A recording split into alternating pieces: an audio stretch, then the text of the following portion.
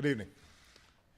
Today, the United States, together with our close allies and partners, took an important first step toward a comprehensive solution that addresses our concerns with the Islamic Republic of Iran's nuclear program. Since I took office, I've made clear my determination to prevent Iran from obtaining a nuclear weapon. As I've said many times, my strong preference is to resolve this issue peacefully, and we've extended the hand of diplomacy. Yet, for many years, Iran's been unwilling to meet its obligations to the international community. So my administration worked with Congress, the United Nations Security Council, and countries around the world to impose unprecedented sanctions on the Iranian government. These sanctions have had a substantial impact on the Iranian economy, and with the election of a new Iranian president earlier this year, an opening for diplomacy emerged. I spoke personally with President Rouhani of Iran earlier this fall. Secretary Kerry has met multiple times with Iran's foreign minister, and we have pursued intensive diplomacy, bilaterally with the Iranians and together with our P5+1 partners, the United Kingdom, France, Germany, Russia, and China, as well as the European Union.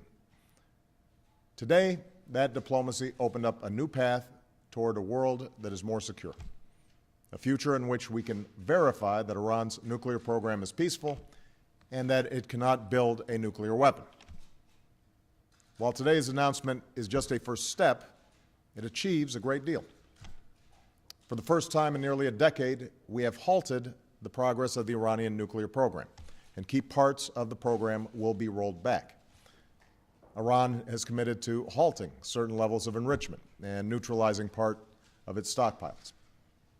Iran cannot use its next-generation centrifuges, which are used for enriching uranium. Iran cannot install or start up new centrifuges, and its production of centrifuges will be limited. Iran will halt work at its plutonium reactor, and new inspections will provide extensive access to Iran's nuclear facilities and allow the international community to verify whether Iran is keeping its commitments. These are substantial limitations which will help prevent Iran from building a nuclear weapon. Simply put, they cut off Iran's most likely paths to a bomb. Meanwhile, this first step will create time and space over the next 6 months for more negotiations to fully address our comprehensive concerns about the Iranian program. And because of this agreement, Iran cannot use negotiations as cover to advance its program. On our side, the United States and our friends and allies have agreed to provide Iran with modest relief while continuing to apply our toughest sanctions. We will refrain from imposing new sanctions, and we will allow the Iranian government access to a portion of the revenue that they have been denied through sanctions. But the broader architecture of sanctions will remain in place, and we will continue to enforce them vigorously. And if Iran does not fully meet its commitments during this 6-month phase, we will turn off the relief and ratchet up the pressure.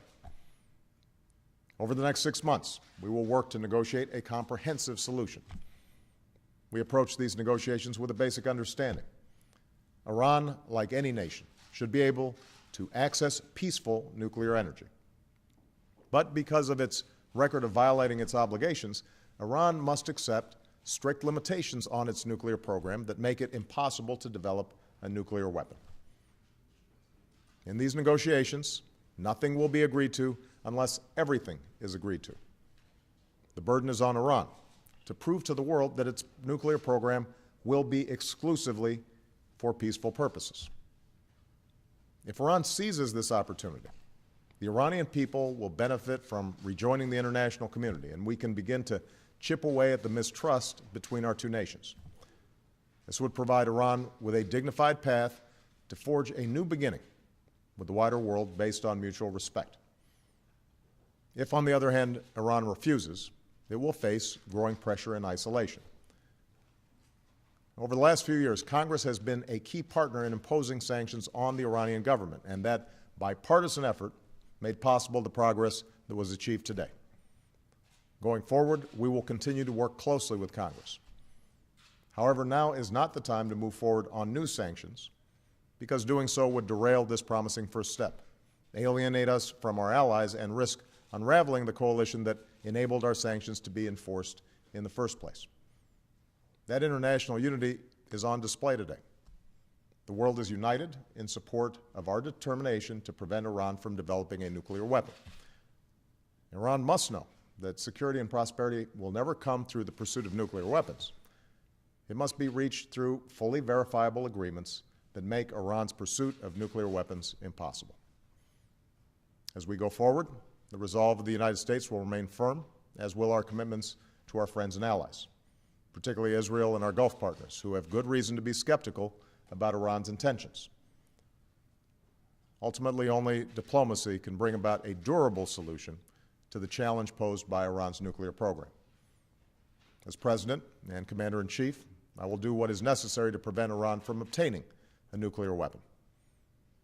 But I have a profound responsibility to try to resolve our differences peacefully, rather than rush towards conflict.